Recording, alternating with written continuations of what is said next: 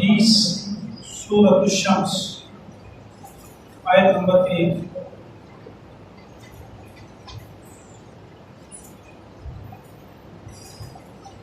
مل گیا جی سب؟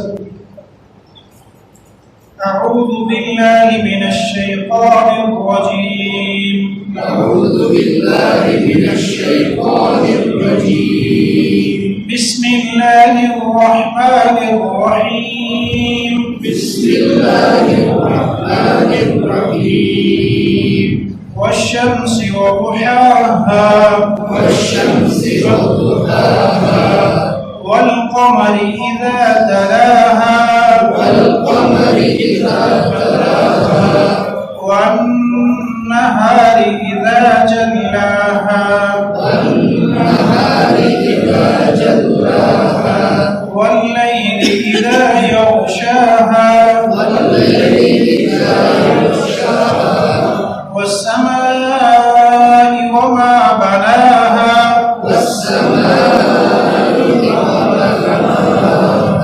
والأرض وما طحاها، والأرض وما طحاها، ونفس وما سواها، ونفس وما سواها، فألهمها فجورها وتقواها، فألهمها فجورها وتقواها۔ صدق اللہ العظیم۔ حصہ تجوید کل کے سبق میں عرض کی تھی کہ جو حروف نون مشدد میم مشدد ہے ان کو غننے کے ساتھ پڑھنا ہے۔ قرآن کریم کی تلاوت کے درمیان بعض حروف ایسے ہیں جن کو غنہ کر کے پڑھنا ہے۔ غننے کا مطلب ہے پڑھتے ہوئے اپنی آواز کو ناک میں روک لے، جیسے ان الذین، اسے کہتے ہیں غنہ کرنا۔ دو موٹی سی علامات میں نے کل عرض کی تھی، ایک نون مشدد اور ایک میم مشدد۔ جس بھی نون کے اوپر شد ہو، شد کی علامت سب کو پتہ ہے، چھوٹا سا 3 دندانے ڈبلیو کی طرح لکھے ہوتے ہیں۔ جس بھی نون کے اوپر وہ آ جائے اسے نون مشدد کہتے ہیں، اور میم کے اوپر آ جائے تو میم مشدد کہتے ہیں۔ جس نون اور میم کے اوپر شد ہو وہاں پر غنہ کر کے پڑھتے ہیں، جیسے ان الذین، اور میم کی مثال فَأَمَّا مَنْ أَعْطَى وَاتَّقَى، فَأَمَّا، تو یہاں غنہ کر رہے ہیں۔ آپ کی سمجھ میں آ گیا؟ اس کا ترجمہ والشمس وضحاها، اور قسم ہے سورج کی جب وہ پوری طرح روشن ہو جائے۔ دوسرا ترجمہ والشمس وضحاها، اور قسم ہے سورج کی اور اس کے ضحیٰ کی۔ صبح جب ضحیٰ کا وقت ہوتا ہے نا، سورج کو پوری طرح چڑھ چکا ہو، اس وقت ہم اس کو دیکھ پاتے، اس وقت کو کہا گیا ضحیٰ۔ والقمر اذا تلاها، اور قسم ہے چاند کی جب وہ سورج کے پیچھے ہے، اذا تلاها جب اس کے پیچھے ہے۔ والنہار اذا جلاها، اور قسم ہے دن کی جب وہ پوری طرح چمک اٹھے، جب وہ پوری طرح روشن ہو جائے۔ واللیل اذا یغشاها، اور قسم ہے رات کی جب وہ اپنے اندر ہر چیز کو ڈھانپ لے۔ والسماء وما بناها، اور قسم ہے آسمان کی اور اس کو بنانے والے کی۔ والارض وما طحاها، اور قسم ہے زمین کی اور اس کو بچھانے والے کی۔ ونفس وما سواها، قسم ہے انسان کی، نفس انسان، اور قسم ہے جان کی، انسان کی، وما سواها، اور جس نے اس کو ٹھیک ٹھیک پیدا کیا اور جس نے اس کو برابر پیدا کیا۔ فَأَلْهَمَهَا فُجُورَهَا وَتَقْوَاهَا، اس نے اس انسان کے دل میں برائی کرنے کا طریقہ بھی ڈال دیا اور نیکی کرنے کا راستہ بھی اس کے دل میں ڈال دیا، الہام کر دیا نیکی کو بھی اور گناہ کو بھی۔ فَأَلْهَمَهَا فُجُورَهَا، بس اس کو الہام کر دیا گناہ بھی، وَتَقْوَاهَا، اور تقوی بھی، نیکی بھی۔ لفظی ترجمہ والشمس، شمس کہتے ہیں سورج کو، وضحاها، اور اس کے ضحیٰ کے وقت، ضحیٰ کا وقت جب سورج صبح نکل چکا ہوتا ہے پوری طرح، ایک ہوتا ہے سورج نکلتے وقت، جب نکل رہا ہوتا ہے وہ وقت مراد نہیں، جب سورج نکل کر کے تھوڑا سا پوری طرح نظر آنے لگے اس وقت کو کہتے ہیں والضحیٰ۔ والقمر، اور قسم ہے چاند کی، اذا تلاہا، جب وہ اس کے پیچھے ہے۔ اصل میں یہاں پر 14ویں کے چاند کی قسم ہے، جو عام دنوں کا چاند ہوتا ہے نا وہ چڑھتا ہے سورج کے غروب ہونے کے بعد، اس ساتھ ہی غروب ہو جاتا ہے، پھر اس چاند کا تذکرہ ہے جو سورج جو ہی ڈھل رہا ہوتا ہے وہ دوسرے کنارے پہ وہ نظر آتا ہے۔ والقمر اذا تلا، اذا تلا کہتے ہیں اس کے بعد پیچھے ردیف۔ والقمر اذا تلاہا، اور قسم ہے چاند کی جب وہ اس کے پیچھے ہے، یعنی کہ سورج کے پیچھے ہے۔ والنہار، اور قسم ہے دن کی، اذا جلاہا، جب وہ پوری طرح چمک چکا، جب وہ پوری طرح روشن ہو چکا۔ اللہ نے جتنی بھی قسمیں کھائی ہیں سورج کی، چاند کی، دن کی، اس وقت کی جب وہ اپنے عروج پر، والشمس وضحاها، قسم ہے سورج کی جب وہ اپنے پورے عروج پہ ہو، قسم ہے چاند کی جب وہ اپنے پورے عروج پہ ہو، قسم ہے دن کی جب وہ اپنے پورے عروج پہ ہو۔ واللیل اذا یغشاها، قسم ہے رات کی، یغشا یہ پیچھے گزر چکے ہیں نا، واللیل اذا یغشاها کیا معنی ہے اس کا؟ دھیان رکھنا ماشاءاللہ، اپنے اندر کسی چیز کو چھپا لے، اندھیرا پوری طرح غالب آ جائے، اپنے اندر چیزوں کو چھپا لے، چیزیں نظر نہ آئیں تو اس وقت آ جاتے ہیں۔ واللیل اذا یغشاها، اور قسم ہے رات کی جب وہ اس کو اپنے اندر چھپا لے۔ والسماء وما بناها، اور قسم ہے آسمان کی، وما بناها، اور اس آسمان کو، بناها اردو میں بھی کہتے ہیں بنانے والا۔ والسماء وما بناها، قسم ہے آسمان کی اور اس کو بنانے والے کی، اور آسان کرے تو ترجمہ ہوگا قسم ہے آسمان کی اور آسمان کے بنانے والے رب کی قسم۔ والارض وما طحاها، اور قسم ہے زمین کی، وما طحاها، اور قسم ہے اس ذات کی جس ذات نے اس کو بچھایا، طحا کہتے ہیں بچھا دینے۔ ونفس وما سواها، قسم ہے ہر سانس لینے والے کی، نفس کہتے ہیں جان کی، جس کے اندر بھی زندگی ہے اس کو کہتے ہیں جان، انسان بھی مراد ہو سکتا ہے۔ وَنَفْسٍ، اور قسم ہے انسان کی، وَمَا سَوَّاهَا، اور اس کی جس نے اس کو برابر کیا، برابر سرابر اس کو پیدا کیا، کامل پیدا کیا انسان۔ فَأَلْهَمَهَا، دل میں کسی بات کا ڈال دے، اردو میں کہتے ہیں الہام کرنا، اصل میں یہ عربی سے لیا گیا لفظ ہے۔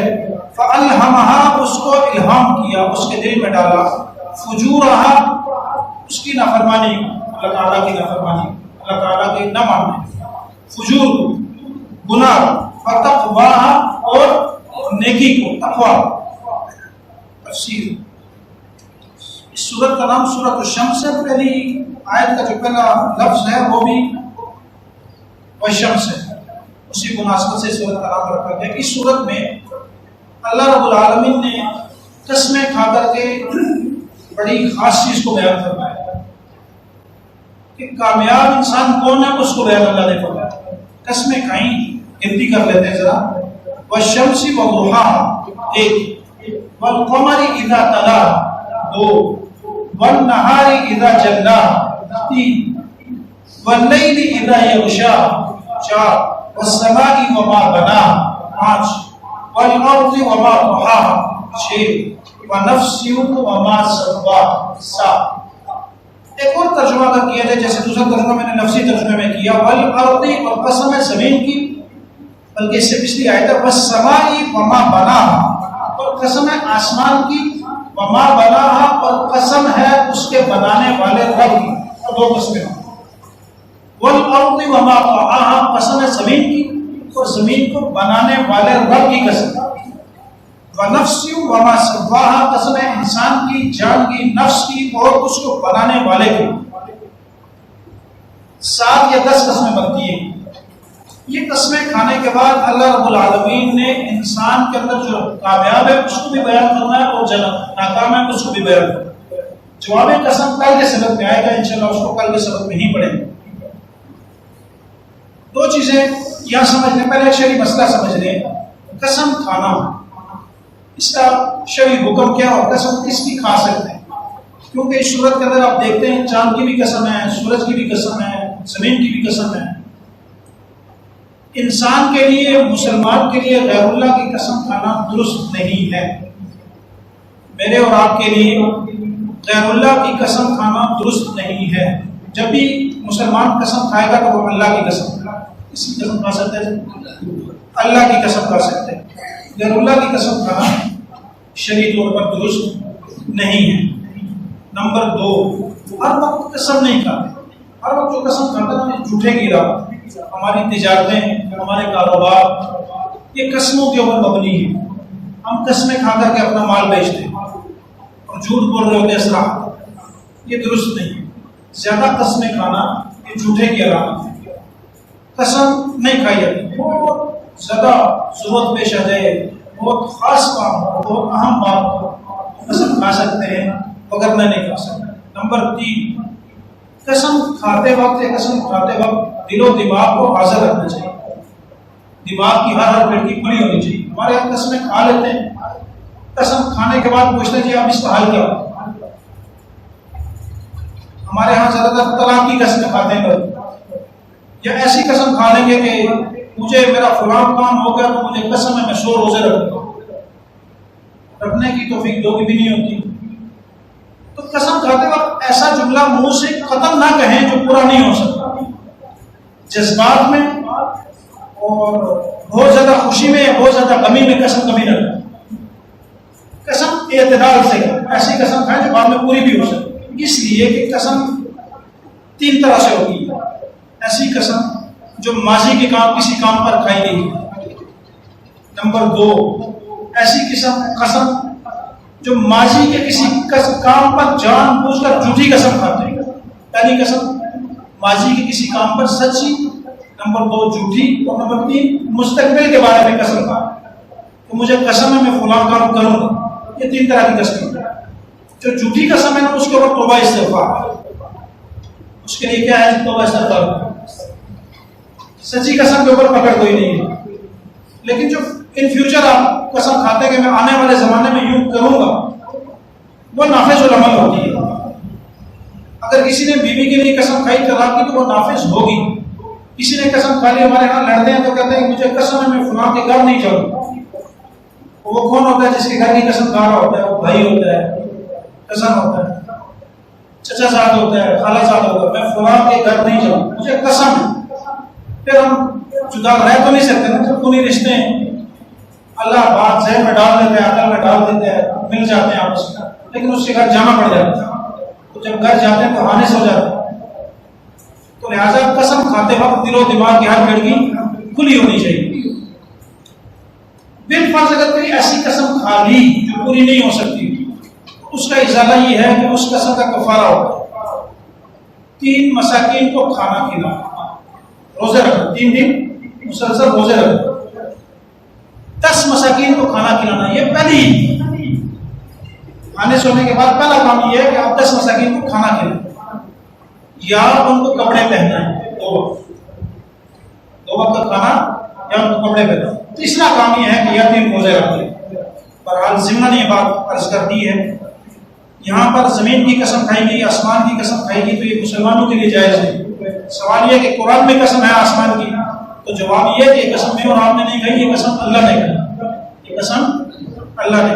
نمبر 3 اہم بات، ان قسموں کی تطبیق کیا ہے؟ علماء نے لکھا ہے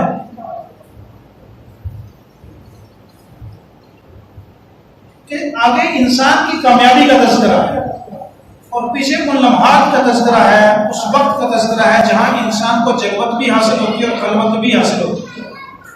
انسان محفلوں میں بھی رہتا ہے، والشمس وضحاها والنهار اذا جلاها، اور انسان تنہائیوں میں بھی رہتا ہے، والقمر اذا تلاها واللیل اذا یغشاها۔ تو تنہائی پاک ہونی چاہیے۔ یہ سوچنا ضروری ہے کہ ہماری تنہائی کیسے گزرتی ہے، اس بات کی فکر کرنا ضروری ہے کہ ہماری تنہائی کس حال میں گزری ہے۔ کہیں ایسا تو نہیں ہے کہ ہماری تنہائی اللہ کی نافرمانی میں گزرتی ہے۔ آج تک کا فتنہ یہ کہ موبائل، انٹرنیٹ عام استعمال کرتے ہیں، کوئی پتہ نہیں ہے، رات کو گانے فلمیں دیکھتے دیکھتے وہیں سو، اگر اسی حال میں موت آ جائے تو انجام کیا ہو؟ حالانکہ نبی کریم صلی اللہ علیہ وسلم نے ہمیں سونے کا مستقل سنت طریقہ بتلایا کہ رات کو سونا کیسے، لیکن ہماری تنہائیاں ان کو پاک کرنے کی انتہائی اشد ضرورت۔ مومن وہی ہوتا ہے جس کی خلوت بھی پاک ہوتی ہے اور جلوت بھی پاک ہوتی ہے، جو محفلوں میں بھی گناہ نہیں کرتا اس لیے کہ مجھے اللہ دیکھ رہے ہیں، پہلی بات۔ دوسری بات اس لیے کہ لوگ بھی دیکھتے ہیں۔ انتہائی فاسق آدمی جو ہوتا ہے پرلے درجے کا، وہ محفلوں میں گناہ کرتے ہیں، اعلیٰ لیلہ وہ بدلا بدلا کے گناہ کرتے ہیں۔ جس کے دل میں رائی کے برابر بھی رتی پر بھی ایمان ہوتا ہے، وہ محفل میں کبھی گناہ نہیں کرتا، کوشش کرتا ہے کہ اس سے بچ جائے۔ اور تنہائی میں بعض دفعہ انسان کو شیطان مارتا ہے کہ ابھی کوئی نہیں دیکھ رہا، یہ کام کر سکتا۔ اس وقت ذہن میں صرف یہ جملہ دوہرا لینا کہ میرے اللہ مجھے دیکھ رہے ہیں۔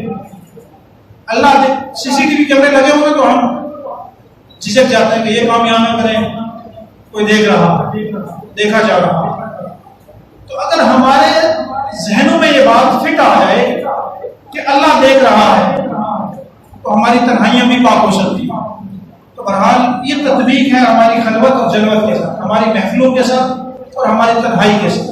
اور زمین کے جس خطے پر ہم قدم رکھتے ہیں اس پر قدم رکھتے ہوئے ہمیں احساس ہونا چاہیے کہ نیچے تو پانی ہے، اس پانی کے اوپر اللہ نے زمین پہ بچھا دی۔ یہ تو عقل اور شعور میں بھی آتا ہے نا کہ ہم اگر پانی لے کر کے اس پہ کوئی چیز پھینکتے ہیں تو وہ چیز کیا ہوتی ہے؟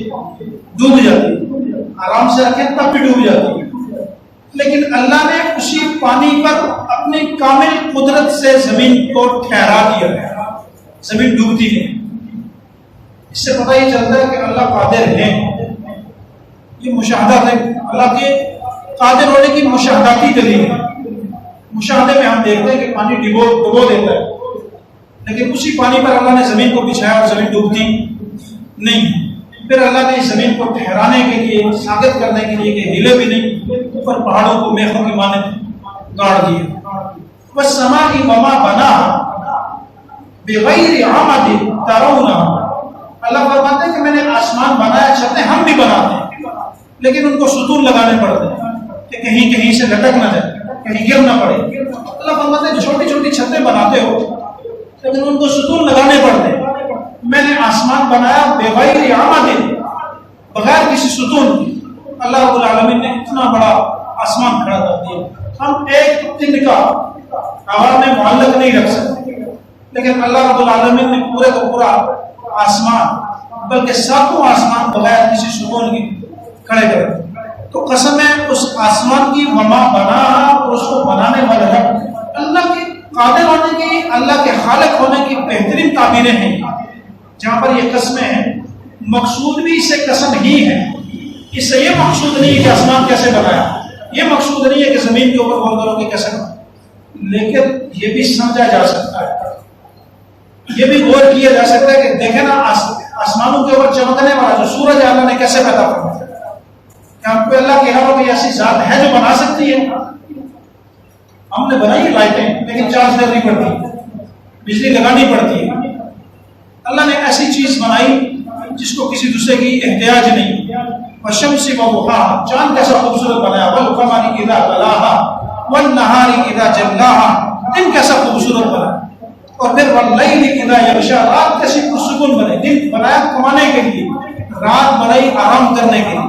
آج ہماری راتوں کو نوجوان جاگتے ہیں، گیمیں کھیلتے ہوئے پوری پوری رات گزر جاتی ہے، فلمیں دیکھتے ہوئے پوری پوری رات گزر جاتی ہے، اور سوئے سوئے پورا دن گزر جاتا ہے۔ ہم آن لائن کام کرتے ہیں، نمازوں کا کوئی پتہ نہیں ہے۔ رات کو جب جاگیں گے تو دن کو کیسے اٹھیں گے، اور جو رات کو سوتا نہیں اس کی صحت کیسے صحیح ہوگی؟ فطرتاً اللہ نے رات بنائی ہے سونے کے لیے۔ وَالسَّمَاءِ وَمَا بَنَاهَا، یہ سارا کچھ کتنا خوبصورت ہے، تو اس کو بنانے والی جو ذات ہے، وَمَا بَنَاهَا وَمَا سَوَّاهَا وَمَا طَحَاهَا، وہ ذات کتنی خوبصورت اور کتنی قادر ہو۔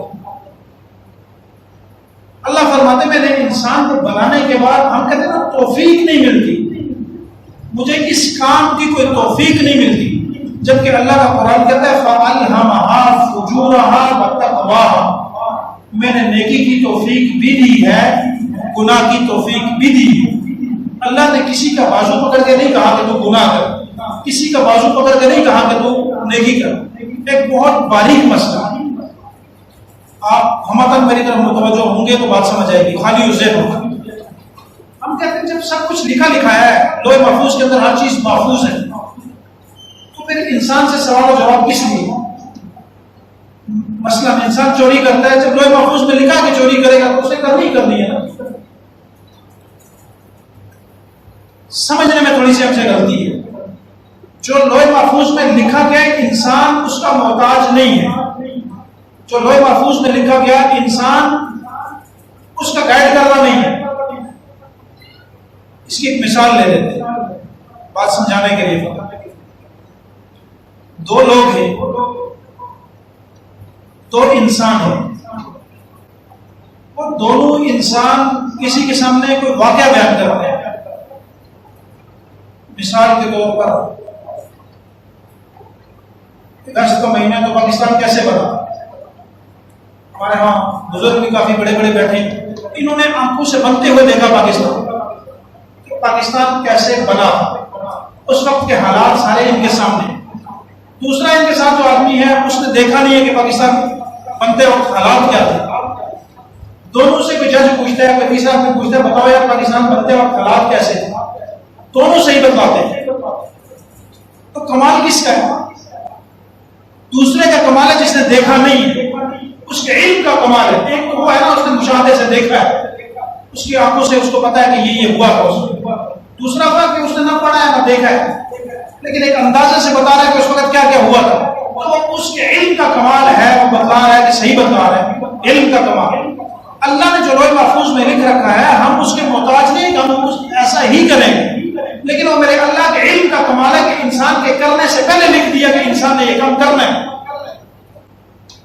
انسان پری پلان نہیں ہے، وہ بک پری پلان ہے۔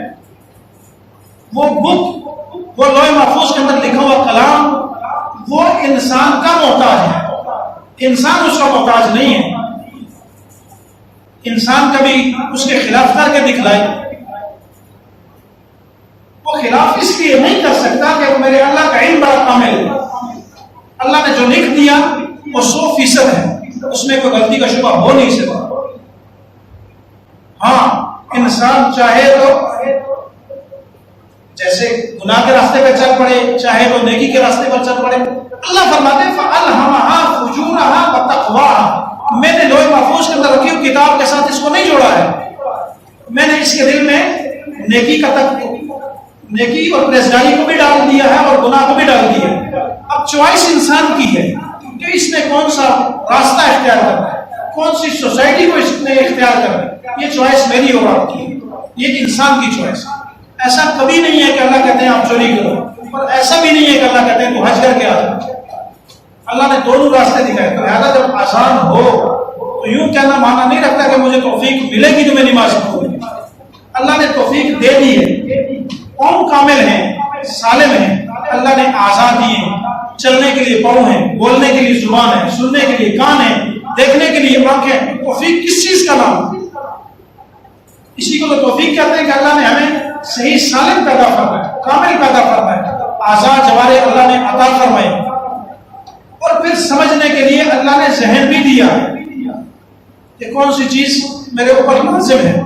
اب عمل کرنا میری اور آپ کے اختیار کی بات۔ جو مجبور قوم ہے نا، جو مجبور مخلوق ہے، وہ فرشتے ہیں، ان کے اندر گناہ کی صلاحیت ہی نہیں ہے۔ آسان زبان میں کہیں تو اللہ نے ان کو کان سے پکڑ کے نیکی کے راستے پہ لگا دیا، وہ اللہ کے حکم کی نافرمانی کر ہی نہیں سکتے۔ نیکی اور بدی دونوں کا اختیار انسان کو اللہ نے دیا ہے۔ اگر بازو سے پکڑ کے اس کو بھی مسجد میں ہی چھوڑنا تھا، بازو سے پکڑ کے اس کو بھی بتلانا تھا کہ تجارت کرنے کا یہ طریقہ صحیح ہے اور یہ غلط ہے، تو پھر انسانوں کو پیدا کرنے کی ضرورت ہی نہیں تھی، پھر تو فرشتے بھی کافی تھے۔ ہمیں پیدا کرنے کا مقصد یہی ہے کہ اللہ نے نیکی کا راستہ بھی دکھلایا ہے اور گناہ کا راستہ بھی دکھلایا ہے۔ اب توفیق والا بہانہ نہیں ہے، اب چوائس ہماری ہے کہ ہم نے کس کو چوز کرنا ہے۔ جس کو چوز کریں گے منزل وہی ہوگی جس کو ہم چوز کریں گے۔ نیکی کے راستے کو چوز کریں گے تو راستہ منزل کیا ہوگی؟ جنت ہوگی۔ بدی کے راستے کو، بدکاری کے راستے کو، گناہوں کے راستے کو اختیار کریں گے تو منزل کیا ہوگی؟ جہنم کا گڑھا.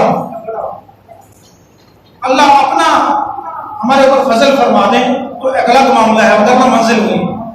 یہ بات لوح محفوظ والی سمجھ آئیے سب کو؟ یہ انتہائی نازک معاملہ ہے، انتہائی حساس مسئلہ ہے. سمجھ آیا سب کو؟ ہم لوح محفوظ کے محتاج نہیں ہیں. لوح محفوظ کے اندر 100% صحیح اس لیے لکھا ہے کہ اللہ کا علم کامل ہے. ہمیں اللہ نے اختیار دے دیا ہے، نیکی کرے تب اور گناہ کرے تب. کامیاب کون ہے؟ قد افلح من زکاہا. یہ 10 قسمیں کھانے کے بعد اللہ نے خود بیان فرمایا. ہم کامیابی کہاں ڈھونڈتے ہیں، ناکامی کہاں ڈھونڈتے ہیں؟ اللہ نے بتایا قد افلح من زکاہا وقد خاب من دساہا. کل کے سبق میں انشاءاللہ اس کو پڑھیں گے. اللہ تعالیٰ سے دعا ہے کہ اللہ ہم کو توفیق نصیب